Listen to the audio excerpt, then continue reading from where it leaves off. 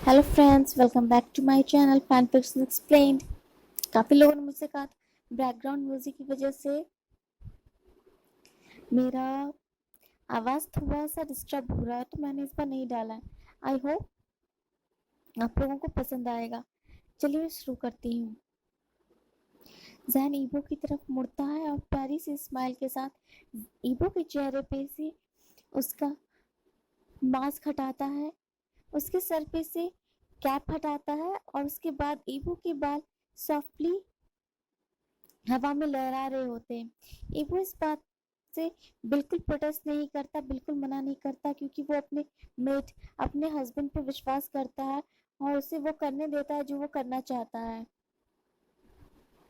जैन के चेहरे पे स्माइल आ जाती है जब वो अपने हस्बैंड को अनमास्क करता है, उसके चेहरे से मास्क हटाता है और उसका एंजलिक फेस देखता है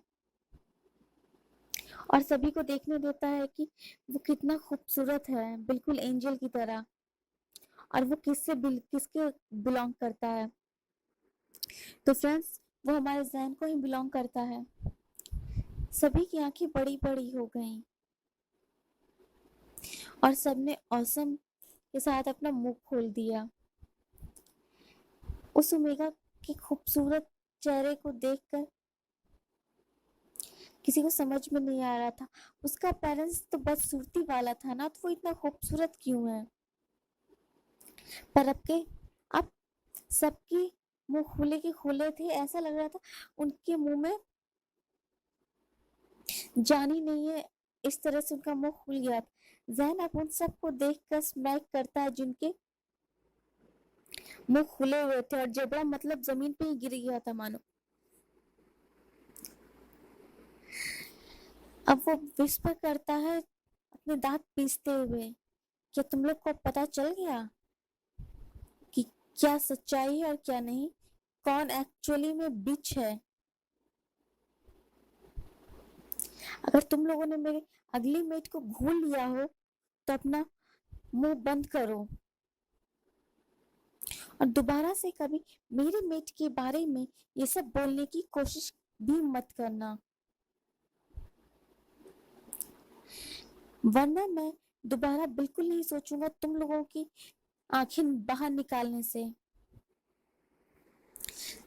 सभी लोग धीरे धीरे मुंह बंद करने की बजाय ये बात सुनते ही अचानक से सब अपना मुंह बंद कर लेते हैं,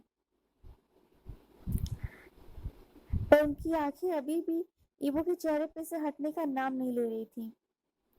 जैन अब ईबो के चेहरे को अपने दोनों हथेलियों के बीच में पकड़ता है और कहता है, मैं विश करता हूँ मैं विश करता हूँ कि मेरे मेट को अब कभी भी किसी के देखने से कोई प्रॉब्लम नहीं होगी और ना ही मेरे मेट को किसी नकाब के अंदर, किसी मास्क के अंदर रहना होगा। वो भी बिना किसी टेंशन के अपनी लाइफ एंजॉय कर सकता, अपनी फ्रीडम को एंजॉय कर सकता है। मैं प्रॉमिस करता हूँ तुम्हें कभी भी मेरे डिसीजन या मेरे एक्शन से रिग्रेट नहीं होगा। मैं तुम्हें प्रोटेक्ट करूंगा अपनी लाइफ दे के भी। ईवो को महसूस होता है कि उसकी आंखों में आंसू आ गए हैं, जिसकी वजह से उसे हॉट फील होने लगता है। जैन ईवो को जैन ईवो के चेहरे से आंसू पोंछता है अपने दोनों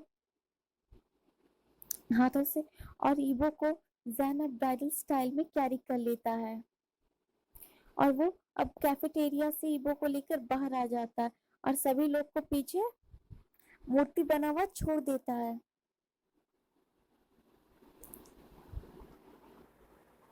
अब हाउसवान, जियांग और जेई एक्साइटली एक्साइटेड होकर विस्पर करती है, our boy is love dude, हाँ।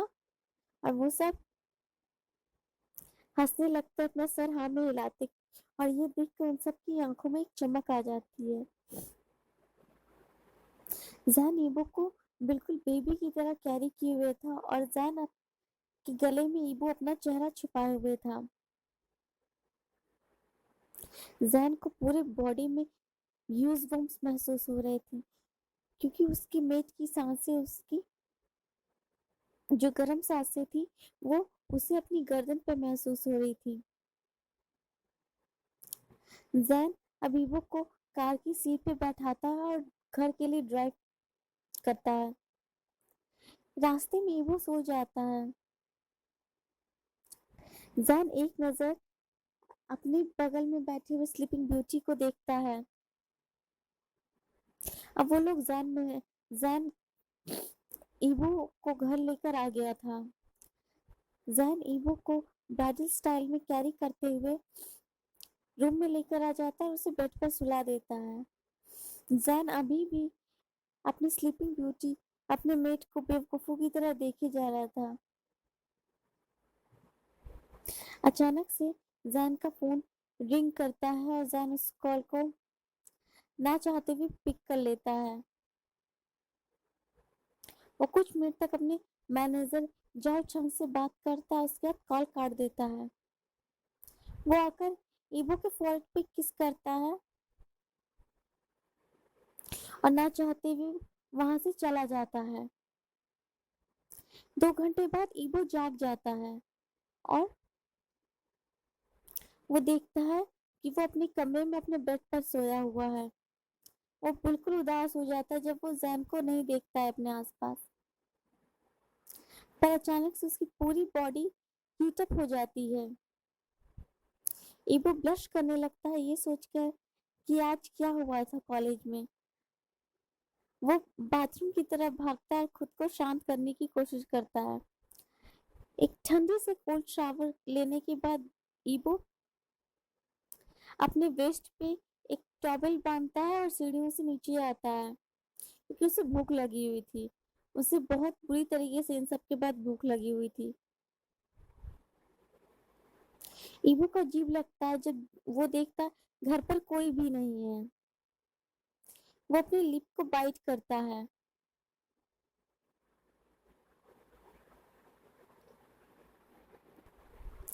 और वो किचन की तरफ चला जाता है। वो किचन में जाकर एक योगर्ट की बोतल, एक बनाना और एक एप्पल निकालता है। ईवो पूरे घर में कोई भी सर्वेंट या किसी के ना होने की वजह से बिल्कुल फ्री होकर पूरे घर में घूम रहा था, हाफ नेकेड।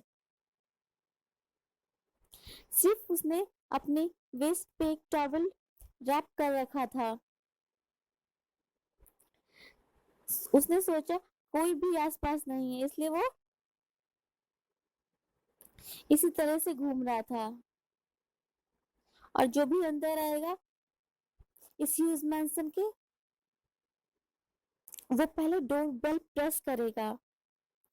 वो अब जाकर काउच पर बैठ जाता है और वो बनाना छीलने लगता है। जैसे वो केला छीलता है, उसने एक बाइट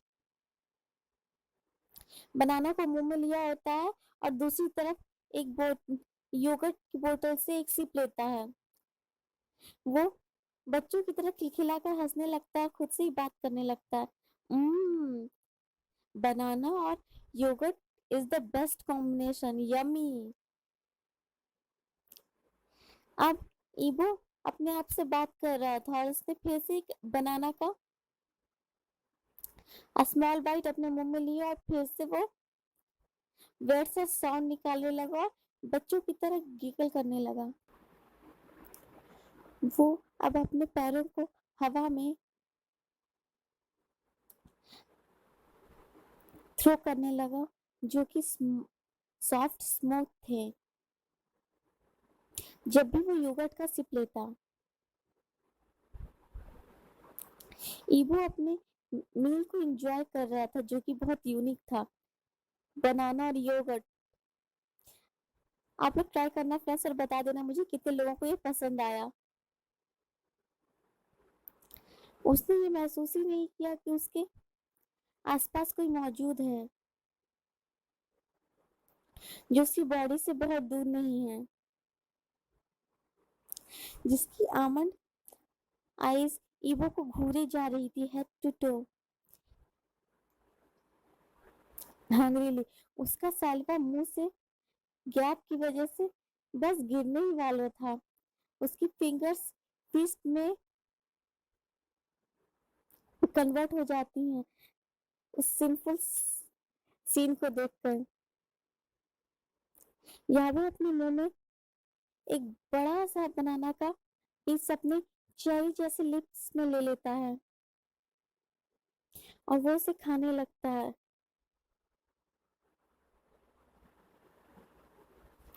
अब वो कभी कभी बनाना के साथ योगर्ट की सिप लेता है जिसकी वजह से उसे कॉर्नर लिप से हेलो फ्रेंड।